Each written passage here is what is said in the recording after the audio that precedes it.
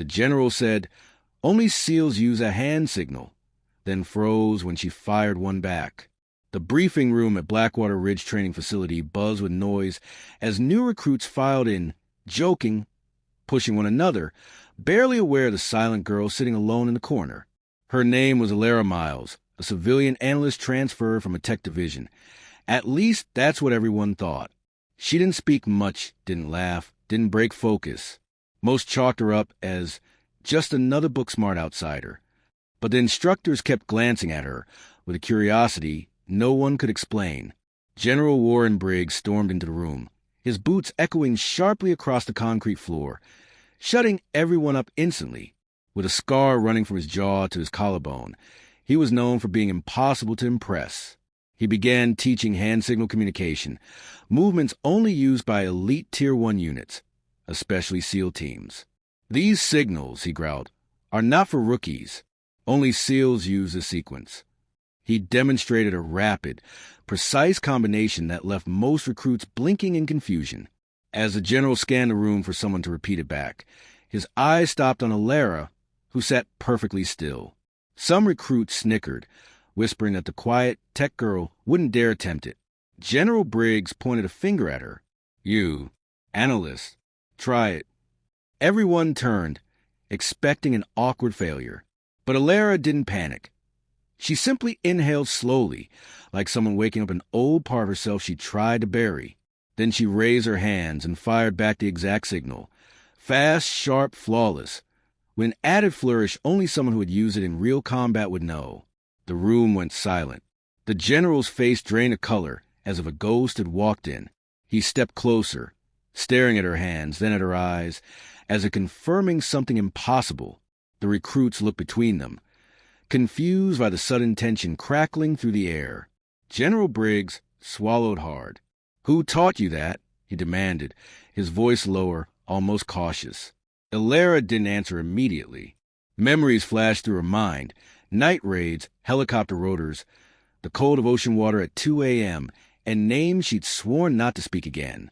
The recruits leaned forward, sensing the weight of her silence. When she finally spoke, it was barely above a whisper. "My team did." The general's posture stiffened.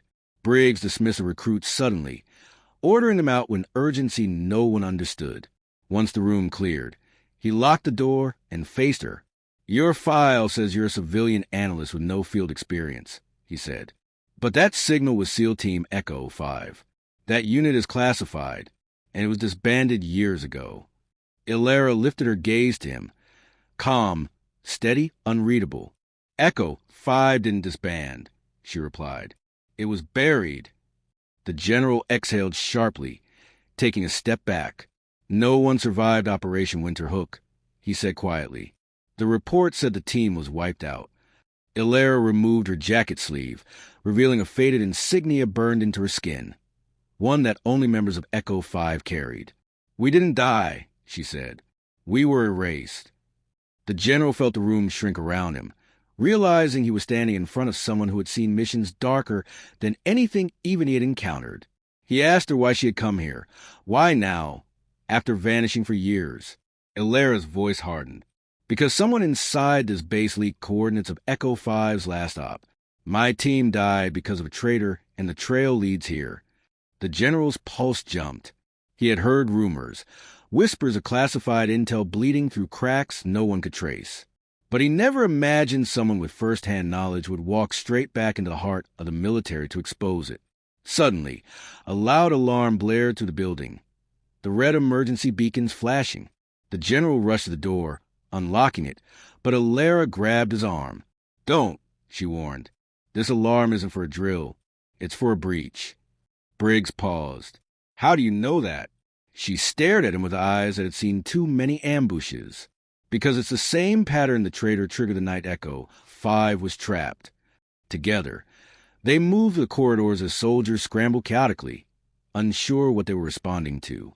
Alara moved differently, absorbing every sound, every shadow, her instinct sharper than any recruit's training. When they reached the comm center, she stopped abruptly and gave another SEAL hand signal. This one more complex. Briggs recognized it instantly. "Enemy inside," he whispered. 2 targets. The door burst open before he could react. 2 masked intruders charged in, weapons raised. Valera was already moving, sliding under the first attacker, disarming him with a twist so fast Briggs barely saw it. The second swung his rifle toward her, but she spun the first weapon into his chest, knocking him backward. Briggs stepped forward, stunned, realizing she fought like someone who had trained for years in the darkness. Once the intruders were subdued and cuffed, the general finally found his voice. "You're not an analyst," he said quietly. "You're Echo 5's last surviving operative." Illyra didn't deny it. She looked down at the trembling intruder. "He's the one who leaked us," she said. "I recognize his voice." Her jaw tightened, grief flickering through her eyes for the first time. The general placed a hand on her shoulder, not commanding, but acknowledging. Later, when the base returned to order, the general called an emergency assembly of all recruits. Illyra stood beside him, silent, calm, and unassuming as always. Briggs addressed the room with a rare hint of pride in his voice. "Earlier today, I said only SEALs use certain hand signals," he announced. "I was wrong." Every recruit stared at Illyra in awe. "This woman used a signal from the most classified SEAL team this country ever had," he continued. "And she did it because she lived it."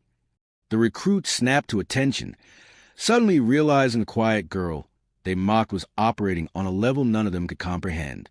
When she walked past them, they parted like a wave, whispering, watching her with newfound respect. Illyra didn't bask in it. She simply nodded once, acknowledging the change but not needing the praise. As she left the hall, the general called after her. "Illyra," he said, "what now?" She paused, a shadow crossing her face. "Now," she answered softly. "I finished what Echo 5 started." And with that, she stepped into the sunlight, silent, controlled, lethal, moving like a ghost whose mission had just been the wind cut across the training field as recruits hustled through obstacle drills. But all eyes quietly drifted toward the silent girl standing at the far edge, Lena Ward, the one who never spoke unless forced. Rumors swirled. She transferred from a civilian program. She failed basic twice. She had no military background. No one knew why she was here, and she never bothered correcting them.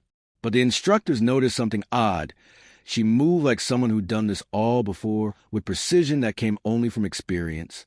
During a joint inspection, a 4-star general arrived on base, towering and sharp-eyed, evaluating everything with the intensity of a hawk.